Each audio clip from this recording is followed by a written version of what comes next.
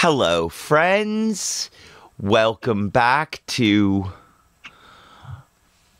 Sunday Shenanigans with me, your host, Trevor Stewart, 1308. And we are here with the ASOC Prod Cat and the Peanut Gallery in the background. And we're going to play along with some Wait, Wait, Don't Tell Me today. You know, what we do on Sunday Shenanigans. Hi, Just Me Crystal. Great to see you. Have a good lurk. Enjoy your Sunday service. Hi, Lockpick as well. I know you're lurking in the shadows there. The future ex-host-in-law. Oh, I'm sorry. Now I'm hearing Lockpick talking in Vincent Price's voice. I can see it.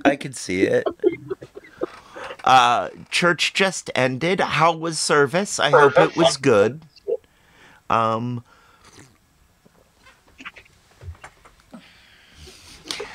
It feels a little... Oh, good. I'm glad it was awesome. Good. It feels a little, I don't know, almost blasphemous to go from something like church to something this irreverent. But, Yeah. you know,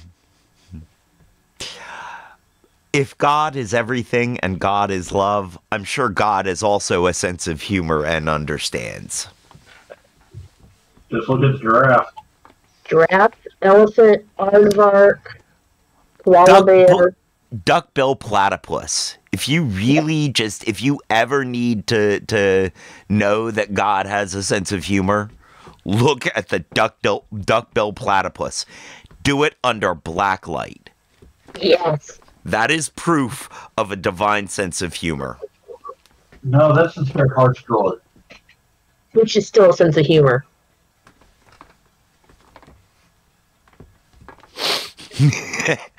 All right. So before we get too much further into today's show, time for today's ad read.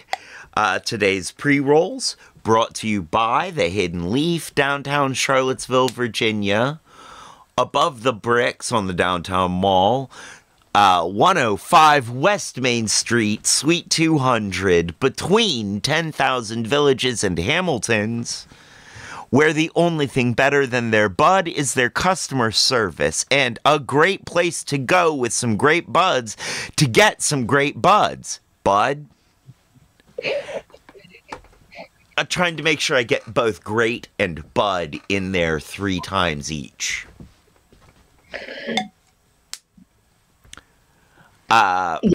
Yes. They have the lowest prices in town, according to my own personal research, which is probably highly biased. Mm-hmm. Yes. You know, and I say it every time, and I'm gonna keep saying it. They show a commitment to building a community, and having that community be pretty accessible by everyone. They want everyone to be able to be part of it. Everyone to be able to afford to be able to smoke some good bud. You know, everybody to be able to afford to come hang out there. They really try to keep the pricing low enough so that it doesn't price anybody out of access. Which is, I think, a wonderful thing. Yes. Any community building effort in this day and age is a wonderful thing, in my opinion. So, you know, there's that.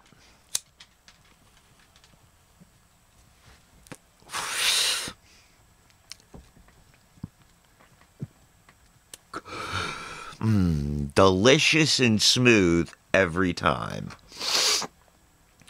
Oh, I also want to say that, just a note of disclosure, while we endorse the Hidden Leaf does not necessarily endorse us. We are a political show most of the time. We have opinions. They're a business. They do not. So, Very much so. we endorse them. They don't necessarily endorse us or our opinions, but we think you should go visit them. Yes. All right. So,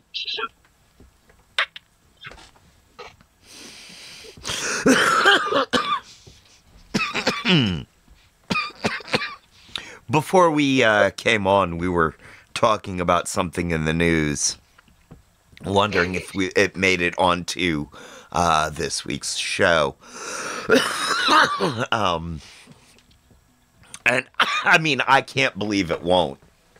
At least something small. Mm-hmm. All I'm saying is, I'm waiting for the documentary. I'm waiting for Diddy Do It. That is what 50 Cent is calling the documentary, by the way, is Diddy Do It. 50 Cent has been being a investigative reporter for the past couple of decades at least. And just taking notes on Diddy. I mean, notes, receipts, the whole nine. And Joshua Johnson, a very delightful young comic, pointed out that 50 Cent ain't the one. You don't want to F around and find out about 50 Cent. Mm-hmm. So this is gonna be interesting. Mm-hmm. I am looking forward to this. I mean, yeah. I to any Diddy fans in the audience, I'm sorry, but like, he always gave me the uncomfortable icks. So, but we'll see. I've been enjoying my favorite Canadian lawyer covering the different filings that have been happening. I bet it has been fun. Yeah. Thousands of bottles of baby oil. A criminally large amount of baby oil. Not only thousands of bottles, but they're 2-gallon bottles. I mean, like, yeah, that's enough baby oil that even people who are like, even freaks are going, that's too much baby oil. That's not okay. Like, that's enough baby oil to have several kiddie pools of baby oil for wrestling in oil, several slip and slides for sliding in oil, and still have too much leftover baby oil. Yes. Criminally large amounts of baby oil. It's like, I mean, there's just so many things to say about that. I guess I think he's hoping that the charges won't stick. Won't stick? Yeah. He tried to be so slick that they slide right off him. What was that, Peanut Gallery? Similar to the last one you just said. Oh, okay. Oh. All right. Despite his wishes, I don't think he's going to slither out. No. No. Although... Well, he's using it to upgrade his lawyer in case they're not oily enough. Ooh, that's a good one. Ooh. I like that. Oh, you... I didn't do it. No, you didn't. Peanut Gallery texted me a few moments ago. If you ever get in trouble with 50 Cent, you can double down to buck the trend.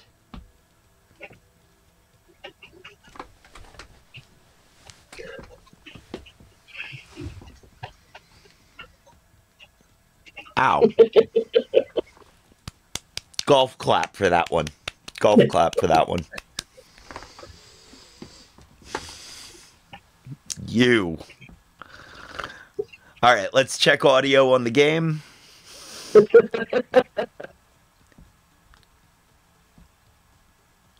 Support for this podcast and the I following can hear message come from the Southern All Environmental right. Law Center and its Services and technology, from payroll, benefits, and HR compliance to talent development. Learn more at Insperity.com/HR Matters. From NPR and WBEZ Chicago, this is Wait, Don't Tell Me, the NPR News Quiz. I'm the secret love child of Taylor Swift and Travis Kelce. Well, that's a heck of a throw. Bill Curtis Kelce. I love it. And here is your host at the Kansas City Music Hall, Kansas City, Missouri, Peter Sagal. Oh. We are delighted to be finally back in Kansas City, where later on we are going to be talking to the legendary singer Dionne Warwick right here on this stage. I know, it's amazing. But first, I have to say, this is a homecoming for Bill Curtis. He grew up just over the border in Kansas. So, Bill, what is it like to be almost back home? I remember growing up on the prairie, dreaming of someday coming back with my dream job, reciting most of a limerick. You're already home when you play our games, because you can just call in. The number is 1-888-WAIT-WAIT. That's 1-888-924-8924. Let's welcome our first listener contestant. Hi, you're on Wait, Don't Tell Me. Hi, this is Jen from Havertown, Pennsylvania. Havertown, Jen. Pennsylvania. What do you do there? I am a web editor for a very large financial institution. Very pronounced large, Haverton. eh? Do they pay you in very large bills? It works for me. Okay, whatever. Well, welcome to the show, Jen. Let me introduce you to our panel this week. First up, a writer and stand-up comedian whose Substack newsletter, full of pep talks, is called That's Marvelous and arrives every Monday. It's Josh Gondelman. Hello. Hi, Hi, Josh. Next, she's a writer on Netflix's Big Mouth. Season 7 is out now. It's Shantira Jackson. Hi, Shantira. Hi, Kantira. Hello. And a comedian you can see in Alexandria, Virginia at the Birchmere on November 22nd and 23rd. It's Paula Poundstone. Hi, Paula. Paula, you're a goddess. Oh, that's very sweet of you. Thank you. Well, Jen, welcome to the show. You, of course, are going to play Who's Bill this time. Bill Curtis is going to read you 3 quotations from this week's Paula's news. my All favorite. you need to do is Yes. identify or explain just 2 of them. Do that. You will win our prize, the voice of anyone you might choose from our show on your voicemail. Are you ready to go? I'm ready to go. Let's do it then. Your first quote is from someone moments after learning he had been indicted on federal charges. I am not surprised. That was Eric Adams, the not surprised mayor of what city? New York. New York City. Mr. Adams was elected mayor in 2021 on the strength of his career as a police captain. promising to make crime in New York a personal Oh, we're priority, an ad. and Oh, he no, did we're it. Adams was indicted on 5 charges of fraud, bribery, and soliciting illegal foreign campaign donations from the government of Turkey. At his arraignment on Friday, he entered the plea, "Only in New York, kids, only in New York." As a New Yorker, my predominant reaction was, this is funny. As someone who grew up in and around Boston, my predominant reaction was, this is wicked funny. It's about he's the first New York mayor ever to be indicted in office. It's really exciting. Rudy Giuliani's so disappointed he couldn't get there quicker.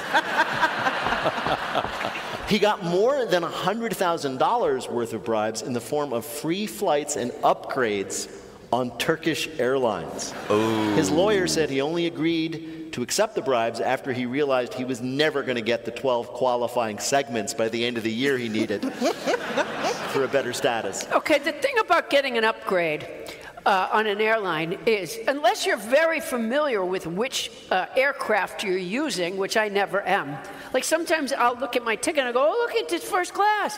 And then it turns out I'm on a puddle jumper. Yeah. Right? And first class is just a slightly bigger chair. Right. But it's not, and then I just feel like, well, then I shouldn't have taken that bribe.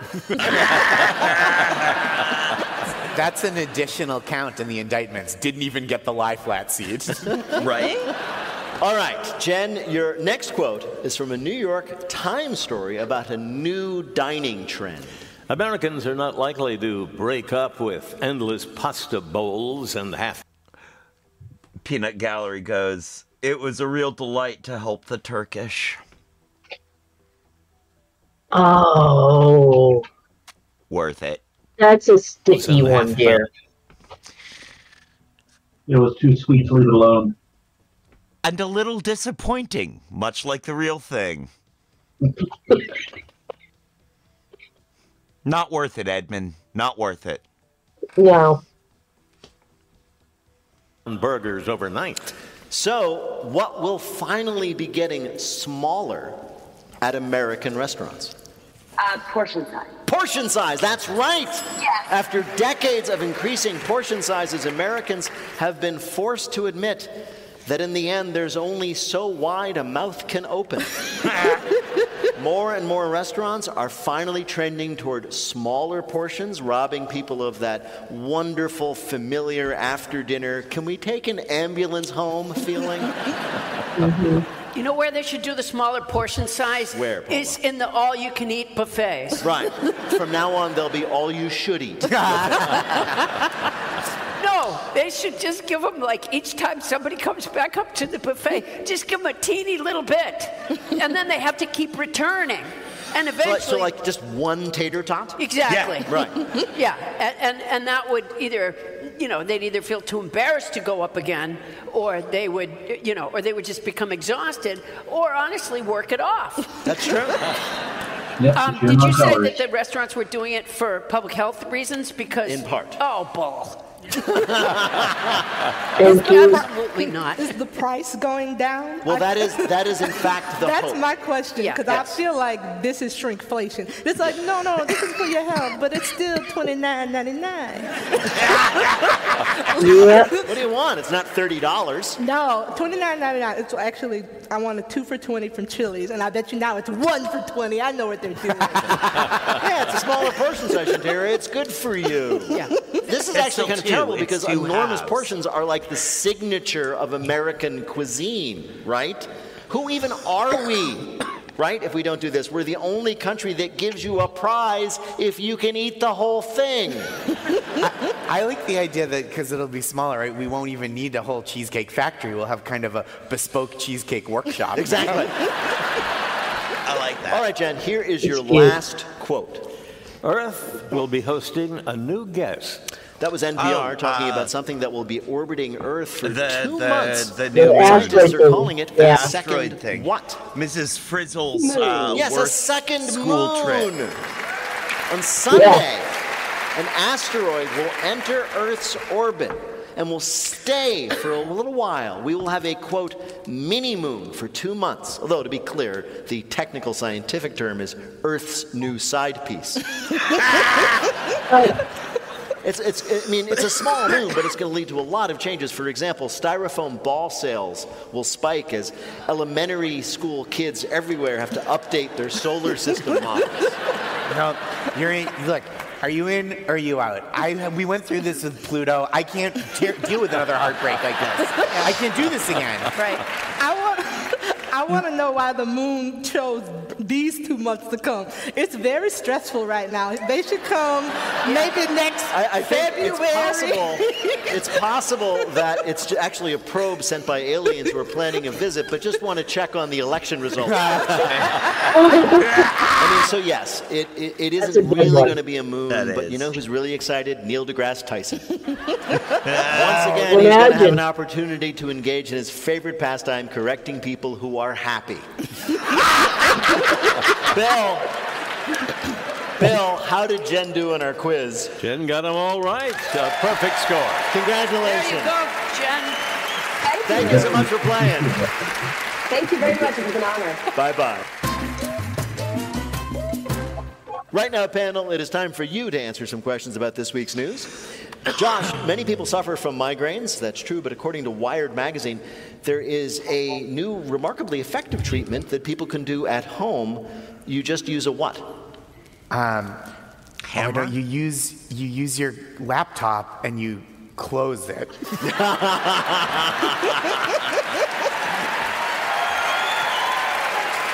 That could answer, work. Josh. Good answer. Can you give me a hint? If somebody finds it in your bedstand, you can just say it's for your migraines. Really? Something that you already have in your home? Something that some people already have in their home.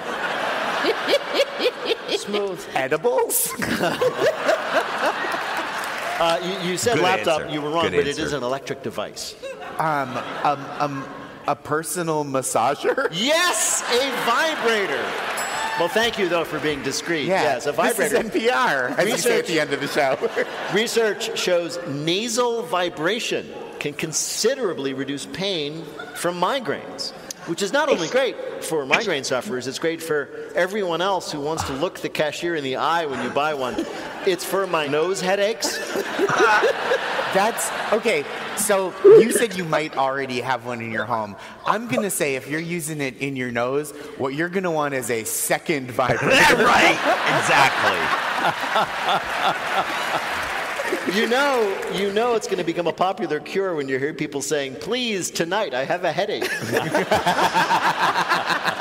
17, this is amazing. In the study, 17 out of 18 people felt relief after using the vibrator, although some of them might have been faking it to get you to stop trying so hard.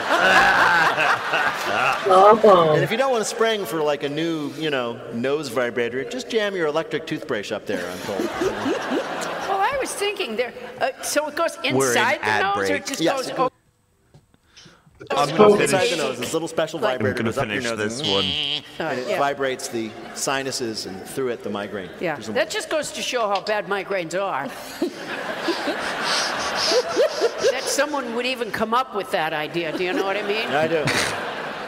It's like someone's trying to hit the reset button on their brain. It's going to change the new edition of Operation. Tell you what. I'm gonna have to find that article and send it to the Coming people up, at work and winners then tell have them the no, you losers can't don't. bring it to Love school listen with to the you. game. Call 1-888 Wait Wait Don't Play. We'll be back in a minute with more Wait Wait Don't Tell Me That's just reminds from me of the NPR. old Wide with hazy Parenthood. which comes from NPR sponsored with no children. To get your News quiz. I'm Bill Curtis. What did you say?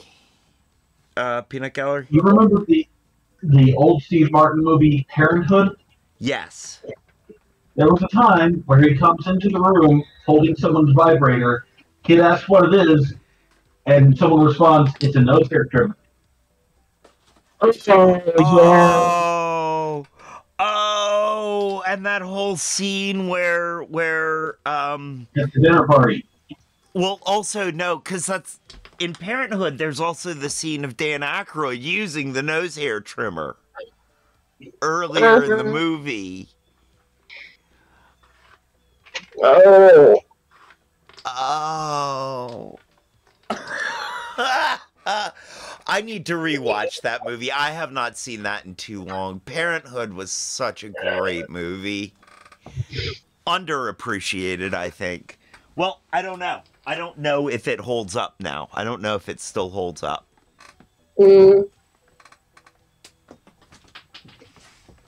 But I mean, it was Rick Moranis, Dan Aykroyd, Steve Martin,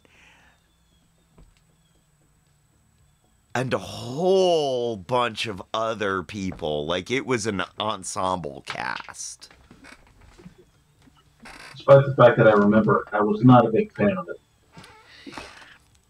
I remember that it was not for kids. It was not, you know, a young people's comedy. Like, I remember thinking it was funny and people saying to me, A, you're too young to understand that humor, and me being like, no, I'm not. I'm really not. And B, people going, it's not a comedy. It's almost a drama. I'm like, no, it's not. It's really not. It is a satirical drama. Kind of. I mean, I saw it as funny. Yes, but you and I both see satire as funny, so. True, true. It also spoke to feelings I had about parenthood, which for a 6 to 12-year-old, whatever age I was at the time, is rather unusual.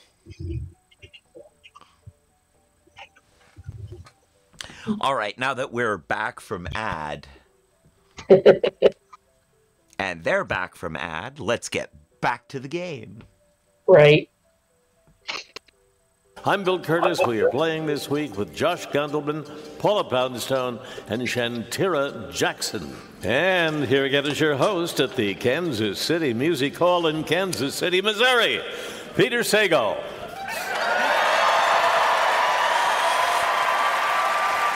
Thank you, Bill. Right now it's time for the Wait, Wait, Don't Tell Me Bluff, the listener game. Call 1-888-WAIT-WAIT to play the game on the air. You can check out the pinned post at our Instagram page at WaitWaitNPR. Hi, you're on Wait, Wait, Don't Tell Me. Hi, this is Joanna from Columbia, South Carolina. Hey, how are things in Columbia? They are great. All right, then. What do you do there? I am an educator by day, and at night I'm a drag king under the name Marty McGuy. Whoa! What a great Marty drag McGuy name. is such a good drag name for a drag performer in South Carolina, because I feel like afterwards you say a lot of, this might be too much for you, but your kids are going to love it.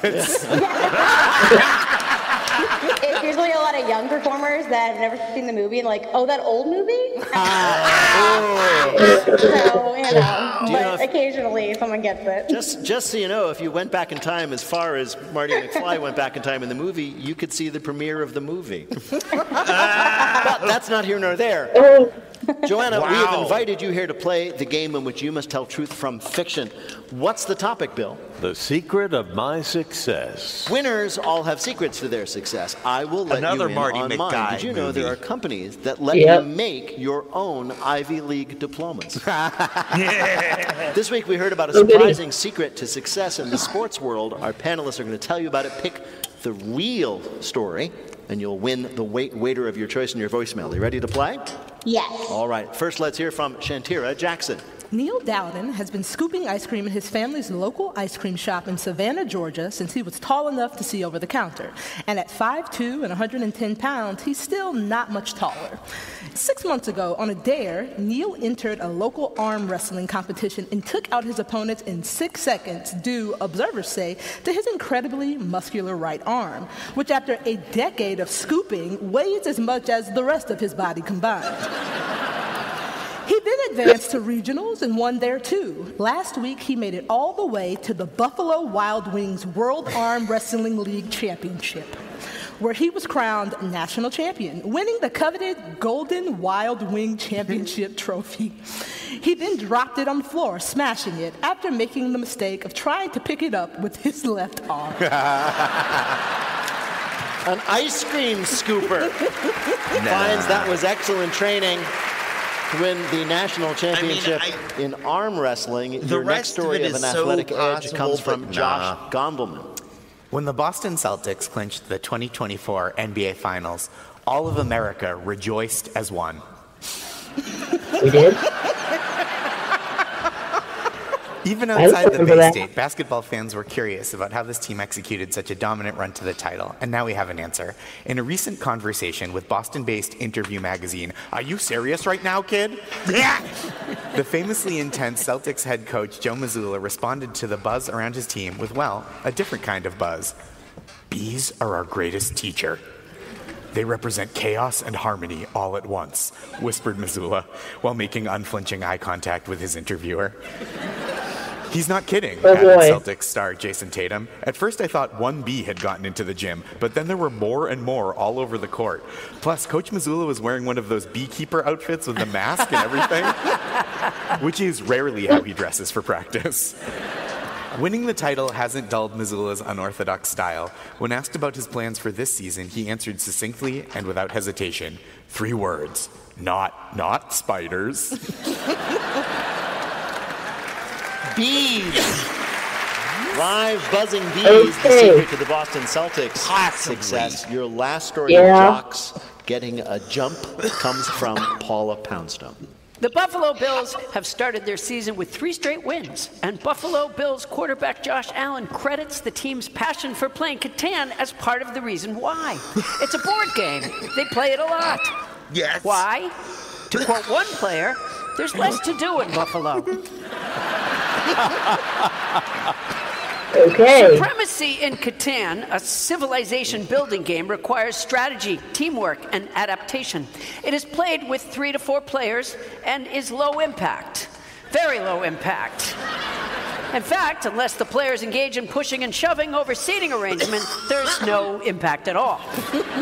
This is not the first instance of large men who are known for engaging in brutal activities, also spending time in more peaceful, sedentary pursuits. Former football player Rosie Greer enjoyed embroidery, and there's no evidence that crochet wasn't a popular Viking hobby.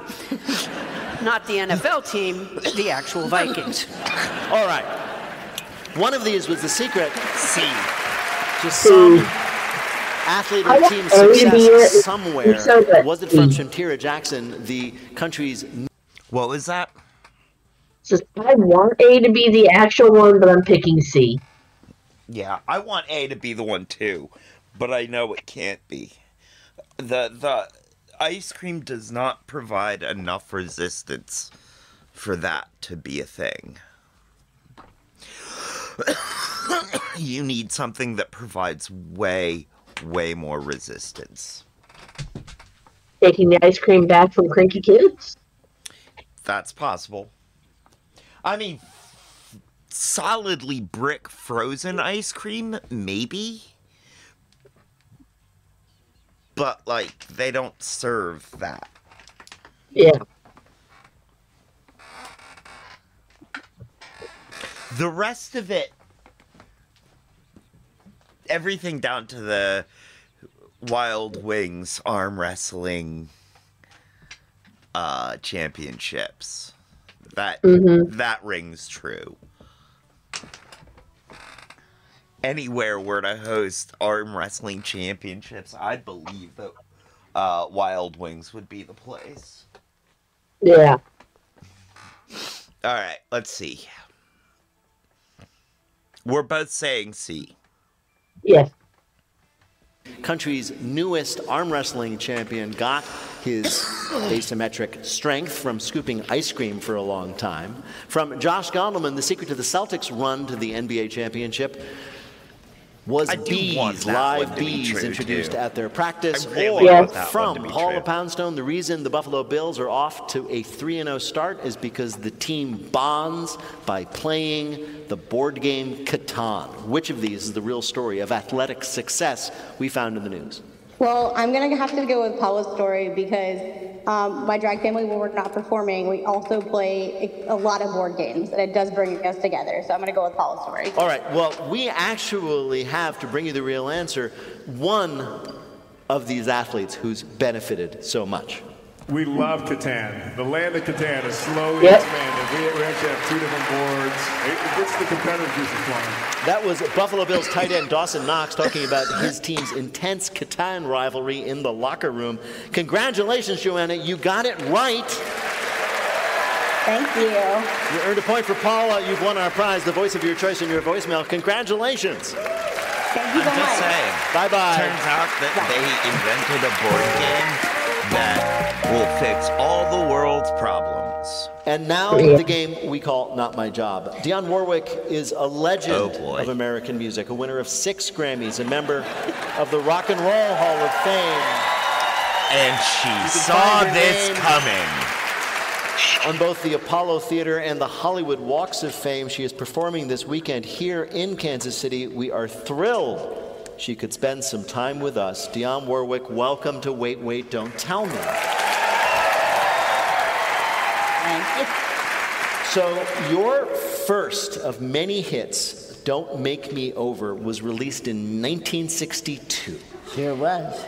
It's 62 years later, and you are still performing.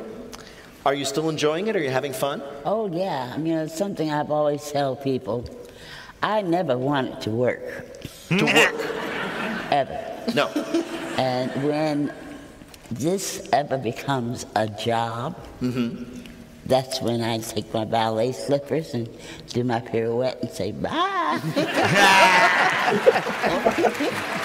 You'd be done. Yeah. Ever work. Do you have any idea what you'd do instead? Oh, yeah. Sure. Well, like what? Yeah. Well, I have already, I have an interior design company. There you go. Oh, wow. Yeah, so if you need something done. Yeah.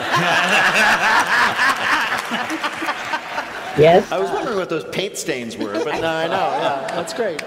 I wonder, you have had such an extraordinary career. We can't even go into it. No, honey, those paint stains are Is there a moment fashion. like that stands out for you in your career where you simply like, I cannot believe that a nice young woman from Orange, New Jersey is doing this? Was it, for example, performing for the Queen of England? Was it getting a Lifetime Achievement Grammy? Is there Being anything on like that stands out? NPR. Yeah. Okay. Yeah. Because, I actually stalked Sidney Poitier.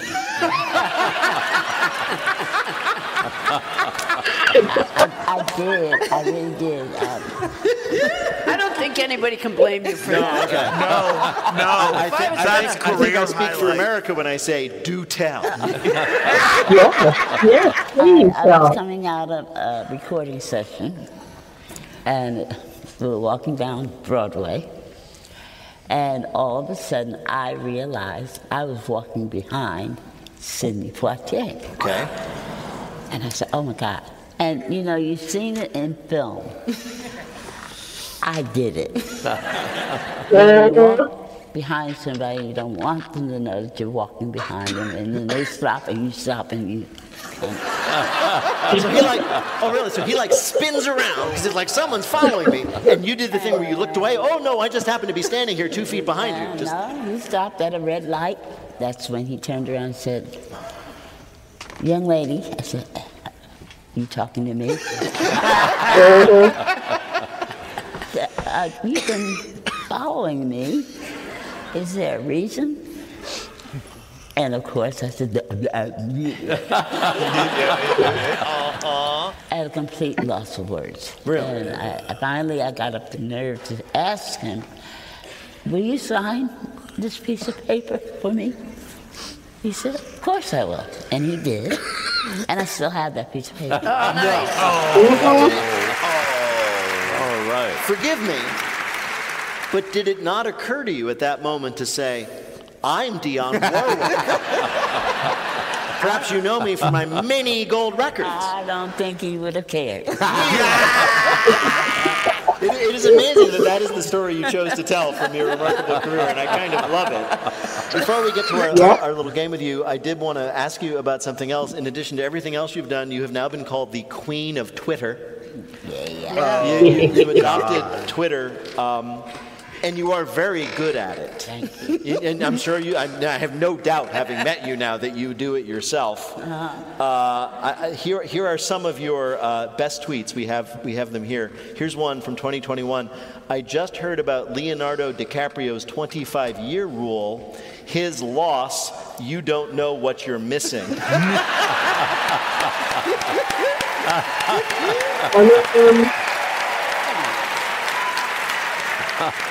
And it's true. It is true. Which brings up another topic. I found out you were married once. That ended in the mid-'70s. You've never married again. What is it like to be out of everybody's league? Whoa, that's a good question. Perfectly put. I am having the best time. I do, however, I just got to add one more tweet before we move on. This is from 2022 from Ms. Dionne Warwick, the legend. I will be dating Pete Davidson next. Yes! I love her. Oh, why not? He's dating everybody else. I know, right? Dionne Warwick, it is such an honor to talk to you. And we have asked you here to play a game we're calling...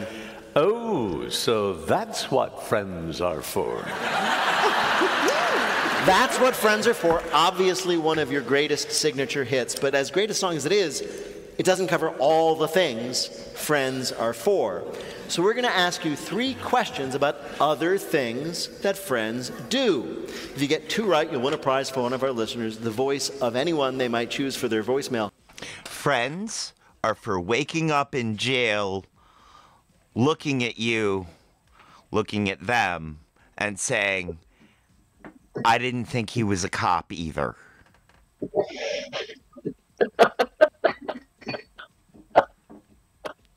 That's what a real friend is for. Hi, Wasabi.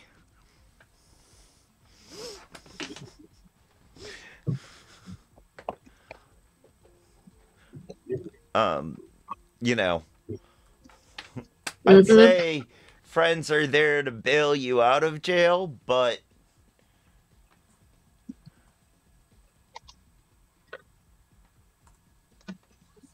I would say friends are there to bail you out of jail, but most of my real friends would be in jail with me. So really... Either with you or following shortly thereafter when they finish up whatever they're doing. Right. Really what I need is a friend to bail me and Brock out of jail.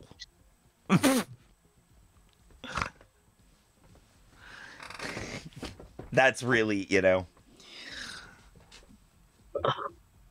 I can see myself showing up at one point being like, all right, I sold all of Brock's cookies, but I only have enough. Which one am I getting out today? Brock, because he can bake more cookies. Exactly.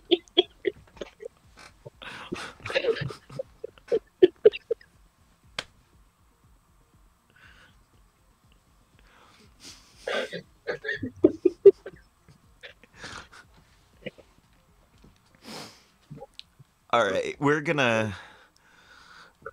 into ad break in a few minutes, so we're gonna wait to start the game back until after we come back from ad break. You know, I have a feeling that this is the perfect place for peanut gallery in the friendship. Because, well, I would never, ever ask Peanut Gallery to do something that would get him in that much trouble. Right. A, because I respect his desire to not get in trouble. And B, because I could see you not liking that I got Peanut Gallery in trouble. I do tend to have a do as I do, not as I say. Right. So, between you and Peanut Gallery, I feel like Brock and I might have someone to bail us out now. I would ask the ex-wife, but honestly, she's the friend finishing up whatever needs to be done on the outside. And shortly going to need her own bail afterwards. No. No? She's slick enough she won't need bail. If she does, I cover it, but she should be fine.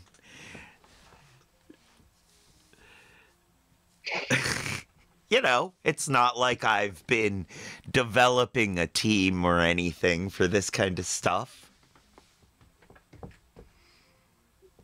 Not like I could pull together a team of professionals for a heist at any minute. Given our track record in D&D, it is far less akin to something of the A-Team and more like something akin to Space Storm. I was going to say the D-Team. No. Look at it this way. You don't call it a team capable of pulling off a heist or anything like that in order to keep yourself nice and safe. You refer to it as your support network. Right. Right. And we are in ad break. It's starting shortly. Always does. Mm-hmm. Yeah, far less like 18, more like Space Jam. Complete with abandoning tasks to go down weird rabbit holes that end up in God knows what territory. Mm-hmm. And alien invaders. On the other hand, though, I think that most of my team would describe itself as Monstars. Monstar All-Stars. Yeah, but see, they decided to lost. Only because the plot was written that way. True. I'd much rather run around and be like Bugs Bunny and Tweety Bird. True that. True that. Yeah, I'm definitely more Daffy. Or Sylvester. I'm a mix. I see myself as a mix between Foghorn Leghorn and Wile E. Coyote. I can see that. To the genius. Super genius. All right, we are back. Yep. Let's get back to the show. Mm-mm. Let's see what Dionne Warwick knows about Friends. No, Yes. is he going to ask her about the TV show? Voicemail. I hope not. Who is Dionne Warwick playing for? Teresa Durkin of Kansas City, Missouri. All right. Are you ready for this? I'm ready. First question. Friends are great for helping you move, and you probably should call your friends rather than a certain real moving company. A, Shattered Glass Movers in Seattle, Washington. B, Hernia Movers in Milwaukee. Or C, Two Guys and No Truck Movers in Atlanta, Georgia. One of those is real. See? Well, I don't like the sound of shattered glass at all. No. I have too many valuable pieces Of course. glass. Okay, so they're out. Hernia? Yeah, with some of the stuff that I have to move, they would get a hernia. You're right. Hernia Movers. They're real. Oh. You said B, peanut gallery? Hernia Movers has been No, helping. I just see. She does. Hernia Movers has been helping people move around Milwaukee since 1975. Here's your next question. Another thing that friends are good for is, of course, rides to the airport. But it was likely a very bad friend who forgot what that was left at the Dublin airport. Was it A, a tombstone with the inscription, "You will always be remembered, never forgotten"? B, their friend's car, which they left in long-term parking for so long that it cost $100,000 to get it out? Or C, their friend, who has been living at the airport now for 14 years? I'm going with C. Yeah. Sounds like somebody to know. Okay. I think living there. You think? So you think that somebody Nope, I'm went saying to the B. airport to get their friend, forgot to pick him up, and he's just been there for 14 years? A. The audience. A. All right, if you don't think I'm right, that's all right. But having spent a little time with you, I absolutely respect your confidence here. It's what I should have expected, but it is actually A, the tombstone. All right, here's your last question. The final thing friends are for is being a wingman. That is, helping you meet dates when you're out together. Yours? Well, one such wingman posted his story on Reddit. Okay. He said his friend got divorced, was really broken up about it, so he took the divorced friend out to a bar to meet some ladies. And then what happened? A, the bartender recognized his friend and called the police to have him arrested for robbing the place 2 weeks earlier. B, the wingman introduced the friend to an attractive woman there who turned out to be the friend's ex. Or C, the friend kept trying the line on the ladies, "He's my wingman, but when you and I get married, he'll be our ring man." I'm going with A. Oh, yes. Making that going face. with B. Right, you can immediately throw out 3, I think, right? Okay. I think it was his ex that he... You think it's that one? Yeah. You're right. That's what happened. He says he was chatting up this woman in the bar. He said, "Hey, have you met my friend John over here?" Yes, she had. Wow. Bill, how did Dionne Warwick do in our quiz? Oh, you know, she got 2 right. saw I that forget coming. the third. Yeah. But that's a winner in our game. There you are. Add that to the list. Dionne Warwick is a 6-time Grammy winner. She's touring around the globe this year. You can find dates at officialdionnewarwick.com. Dionne Warwick, thank you so much for gracing us with your presence. Give it up for a living legend, everybody.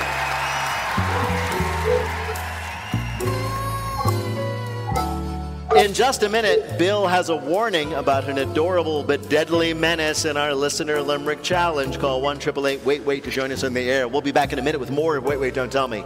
From Above the Cloud works anywhere, so you particularly Go. This is Wait, Wait, Don't Tell Me, the NPR News Quiz. I'm Bill Curtis. We are playing this week with Paula Poundstone, Josh Gondelman, and Shantira Jackson. Here again is your host at the Kansas City Music Hall in Kansas City, Missouri. Did you almost say Nebraska? Peter Sagal. Thank you, Bill. Thanks, everybody. In just a minute, I think he was about to say remembers the 21st night. and he had to remind himself to use the real name. He was about to say what? So I think he was about to say misery. Oh.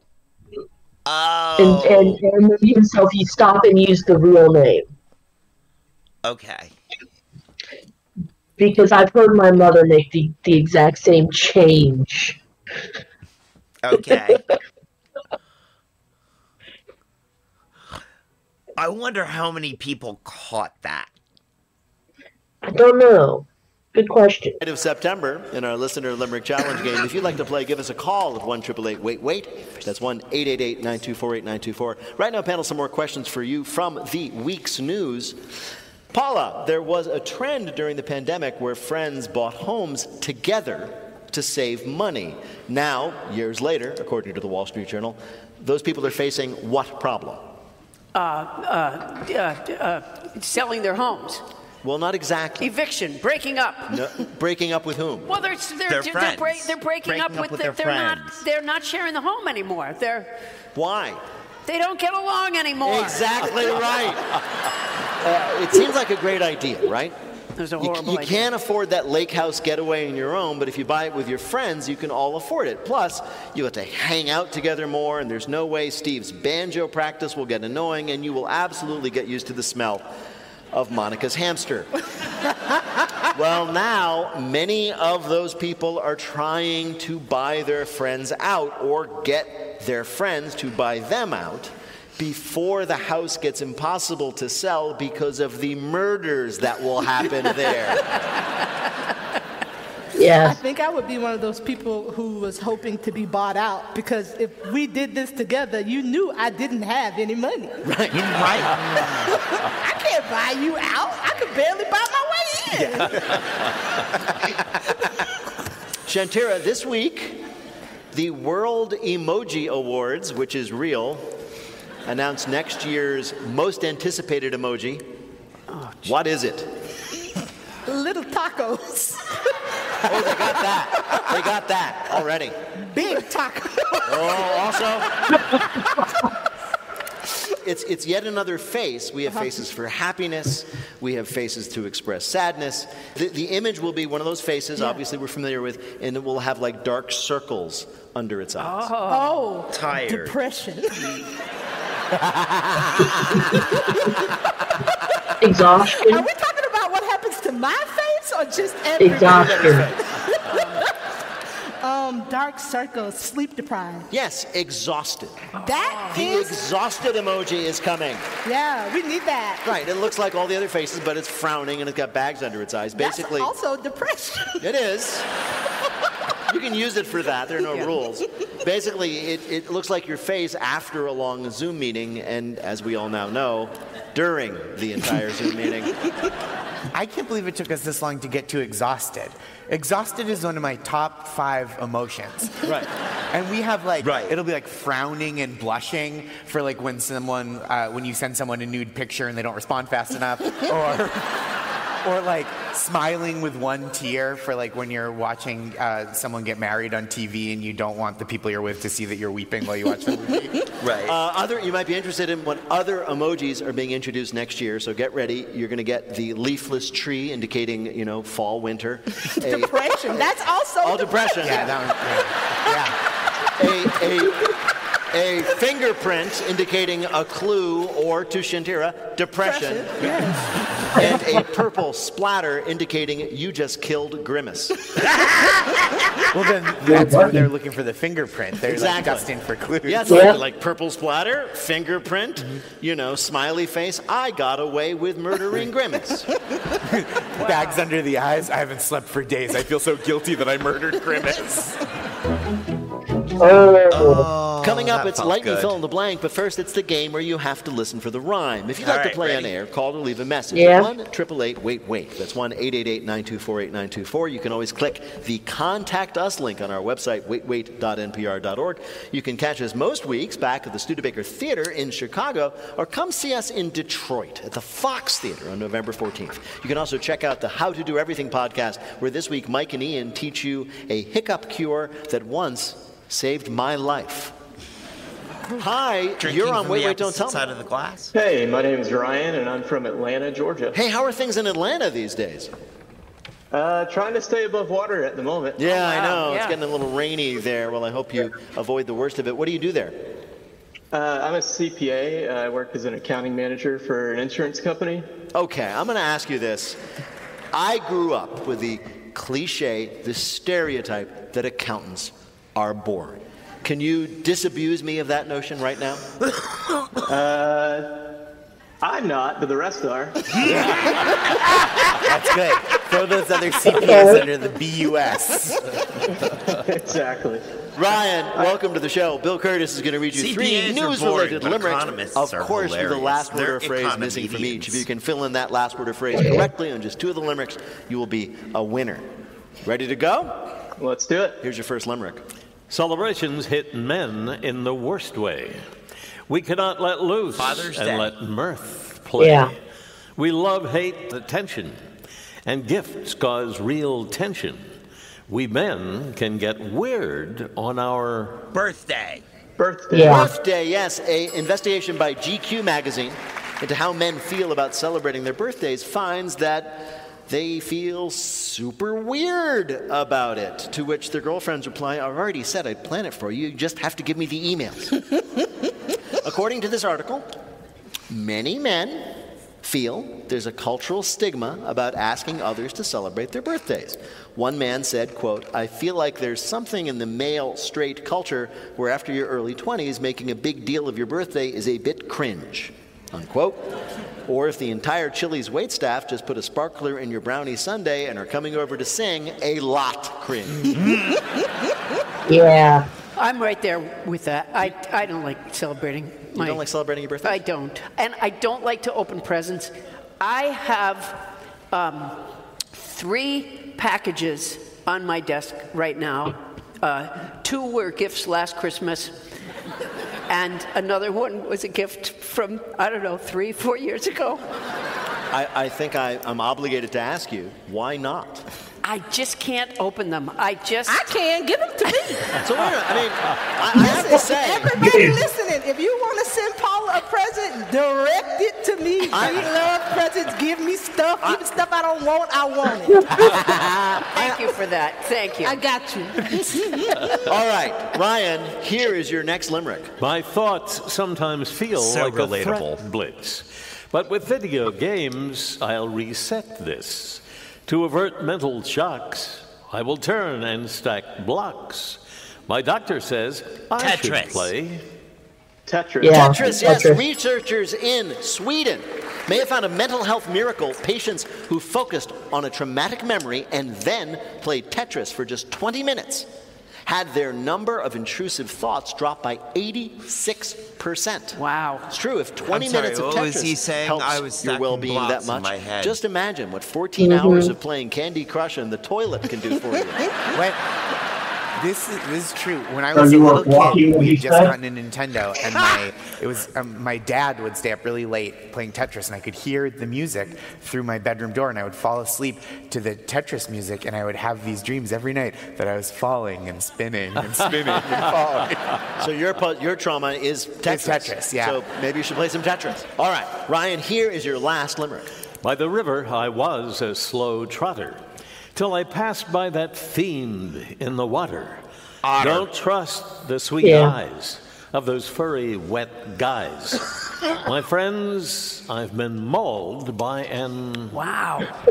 Otter. Yes, otter. Over the past month, there have been increasing reports of otters attacking humans, seemingly without provocation. They've been talking to the whales. Exactly. The orcas are like, guys, you can get them. They're soft I inside. think we found where the GASF It's was scary going. to get ambushed by a wild animal, Yeah, but did exactly. you know that otters will hold hands Global while Animal they're Freedom mauling you? Front. It's so cute. I've been Otters sending may out look training. friendly, right? But they actually have very sharp teeth and claws. And fun fact, their fur is so thick and dense, it's the perfect hiding spot for a knife. I feel like any cute animal must have some method of attack, right? Whether it's claws or poison. So glad we 'Cause got they look that to joke us, they out look before the cute. knife. To a bigger animal, Yeah. I bet they look delicious. Right. So they've got to be able to scrap when the time comes to it. If you were really messed up by an otter, right? Yeah. What would you tell people? Nothing. That's Exactly. so embarrassing. Embarrassing. So embarrassing. An orca, like, that's cool. They're doing a remake of West Side Story, and one of the gangs is named the Otters. They just slap the tails. Yeah, yeah. All right. Bill, how did Ryan do in our quiz? I don't know how he did it, but he was perfect. Wow. Congratulations, Ryan. Thank you, guys. Thank you.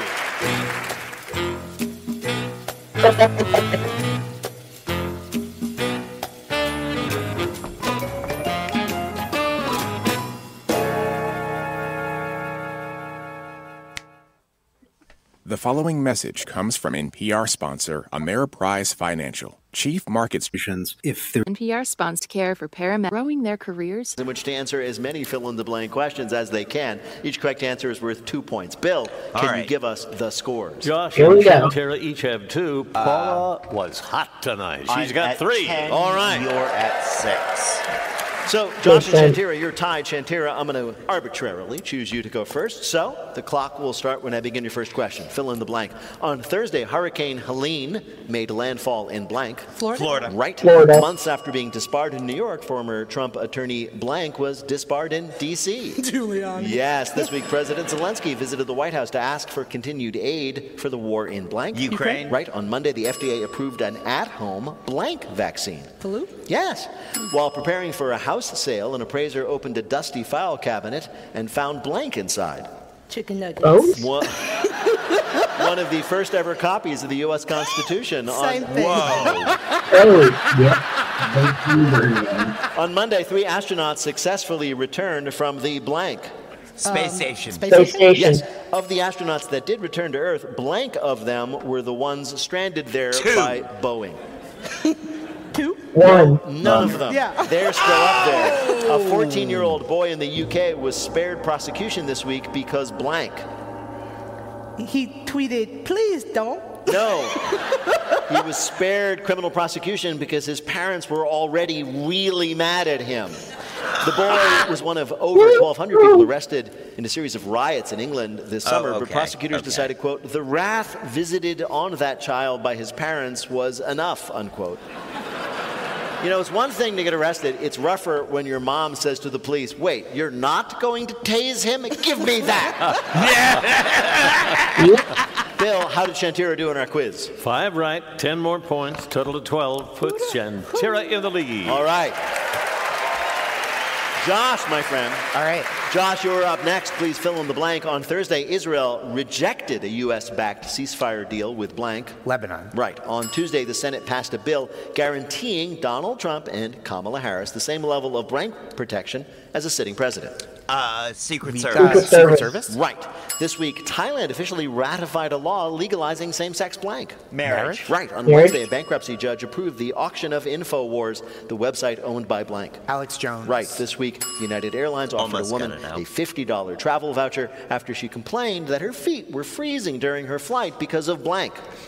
The window was open. Almost a hole in the floor of the plane. On Tuesday, the CDC warned that a new blank variant is now on the rise. COVID. Saying that it can't afford their upkeep, a zoo in Finland announced it would return their 2 blanks to China. Pandas. Right. This week, a woman in Canada is disputing an $8,000 bill from Avis, contesting the company's claim that she blanked during her 3-day car rental. Smoked in the car? No, that she drove that car 30,000 miles. For the rental company's claim to be true, that she drove 30,000 miles, the woman would have had to drive 400 miles per hour, 24 hours a day for those 3 straight days. That said, $8,000 to drive across the entire world in a rental car seems pretty cheap. Bill, how did Josh do in our quiz? He's coming up hard. 6 right, 12 more points, 14 puts him 2 in the lead. All right, and how many then does Paula Poundstone need to win? 6 to win, Paula. Here you go, Paula. A lot of pressure, though. This is for the game. Fill in the blank. On Wednesday, Congress approved a spending plan to temporarily avert a blank. Government shutdown. Right. Shutdown. On Monday, Governor Newsom signed a law banning blank at California grocery stores. Plastic bags. Yeah, plastic bags. Right. This week, striking airplane mechanics rejected a final contract offer from blank. Boeing. I don't know. Boeing? Yes. On Monday, NFL Hall of Famer Brett Favre revealed he had been diagnosed with blank. Parkinson's. Right. According to a study, 1/3 of adults suffer from a blank deficiency. Iron. Right. On Thursday, the A's played their final game at the Coliseum in blank. Oakland. Right. According to the New York Post, new footage suggests that what we have long thought was the Loch Ness Monster is actually blank. A log? garden hose. No, 2 Loch Ness monsters. Oh, wow. According again to the New York Post, new footage clearly shows 2 sea monsters occupying Scotland's Loch Ness at the same time. Yeah. If that were not shocking enough, the Post also has a new investigative report showing that Bigfoot is actually just 3 small foots standing on each other's shoulder. Bill, did Paula Poundstone do well enough to win? 6 right, 12 more points. I should have seen that coming. 15 gives her the win. Oh, Paula! There it happened. Slept right through it. Coming up, our panelists will predict what will we discover when we land on the mini moon. But first, let me tell you that Wait, Wait, Don't Tell Me is a production of NPR and WBEZ Chicago in association with Urgent Haircut Productions, Doug Berman, Benevolent Overlord. Philip Gotica writes our limericks. Our public address announcer is Paul Friedman. Our tour manager is Shayna Donald. BJ Liederman composed our theme. Our program was produced by Jennifer Mills, Miles Robos, and Lillian King. Special thanks to Monica Hickey and Blythe Robertson. Peter. I'm sorry, I missed that. No. What did he They say? weren't kindergartners. Frizzle's class was what, 3rd grade? Well, I was saying they were going to discover the skeletons of 7 kindergartners who've been stranded up there for 2 months. Because it's been told to us that it's the size of a school bus. Yeah, yeah. I can't compete with that. That is perfect. Perfect answer. Good answer. Good answer. What is the Dionne Warwick Fan Club. Our vibe curator is Emma Choi. Technical direction is from Lorna White. Our CFO is Colin Miller. Our production manager is Robert Newhouse. Our senior producer is Ian Chillag. And the executive producer of Wait, Wait, Don't Tell Me is Mike Danforth. Now, panel, what will we find on the mini-moon? Shantira Jackson. Lots of flags, because aliens have already done it. Josh Gondelman. Oh, you think we're going to land on this moon? Wake up, Peter! And Paula Poundstone. Alice Cramden. That's a good one. That's a good one. And if any of that happens, we'll ask you about it on Wait, Wait, Don't Tell Me. Thank you, Bill Curtis. Thanks also to Shantira Jackson, Paula Poundstone, Josh Gondelman. Thanks to the staff and crew at the Kansas City Music Hall and everyone at KCUR Kansas City. Thanks to our fabulous audience here who came out to see us in Kansas City. Thanks to all of you for listening, wherever you might be, as you hear me. I'm Peter Sagal. We'll be back with you next week. Oh, was it? Okay, good. Okay, cool. This is NPR. Support for this podcast and the following message. I mean, if they really want to do something to parody Animaniacs that's truly original to the Animaniacs, break out the Wheel of Morality. Break out what? The Wheel of Morality. Oh, yeah. Yeah. Wheel of Morality. Turn, turn, turn. Tell us the lesson that we should learn. That was a fun one. I remember the Wheel of Morality now.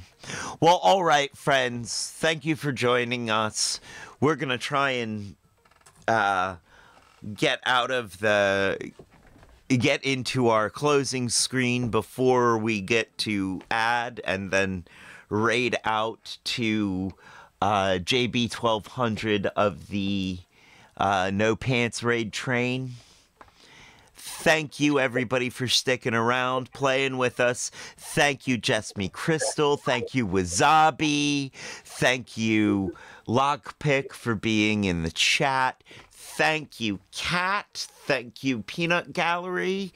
Thank you all for being here very much. Now is the time on the show when I say, as I say around here, 2 up, 2 down, VA double deuces.